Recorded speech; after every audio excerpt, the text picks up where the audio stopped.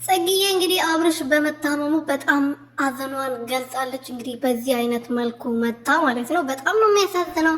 እንግዲህ በጣም የምትወደው በጣም የምታከብረው በጣም ምርጥ ጀግና ወንድሟ ነው። እንግዲህ በዚህ አይነት ታሞ እንደዚህ በመሆኑ እንደዚህ ጭቅጭቅ ውስጥ በመግባታቸው በጣም አዝና እንግዲህ አዘኗን እየገለጸችው ነበረ።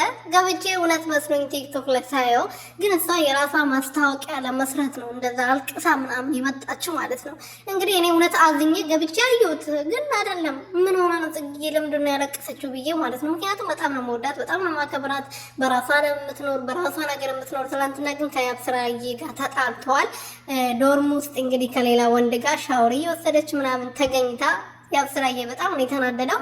እቺ ደግሞ አዲስ የመጣችው ሴት እንግዲህ እነሱን ለማለያየት ማታደርገውና ማትቆፍረው ጉርጋር የለም። እንግዲህ ያው ሰውን ለማለያየት እንደዚህ ለምን እንደሚለፉ አላውቅም። እኔ ወደፊት እንግዲህ ከባሌ ጋር የምታጣላኝ ደግሞ ምን አይነት ሴት ትምጣ ይሁን ብዬ እየፈራው ነው ከአሁኑ ጀምሮ ማለት ነው። ሰላም ሰላም ቤተሰቦቼ እንዴት ናችሁ? እንዴት ዋላችሁልኝ? እኔ በጣም ደህና ነኝ እግዚአብሔር ይመስገን። በያላችሁበት ሰላማችሁ ብዝት ትረፍርፍ ይበልልኝ። ለዚህ ቻናል አዲስ የሆናችሁ ሰብስክራይብ፣ ሼር፣ ላይክ እያደረጋችሁ ቤተሰብ እንድትሆኑ በትህትና እየጠየቁኝ ጽጉሻ እንግዲህ በአዲስ ነገር መታለች። ሩትኝም እንደዛው ሪፖስት አድርጋለች። አዲስ ድራማ ነው መሰለኝ ሪፖስት ያላደረገው ፍጥረት የለም። በጣም ተወዳጅ ድራማ ነው መሰለኝና እኔ ድራማ አልከታተልም። ይቅርታ አድርጉልኝና ድራማ የምከታተልበት ሰዓት የለኝም እና ሩትዬ ብቻ ነው የምከታተለው ማለት ነው።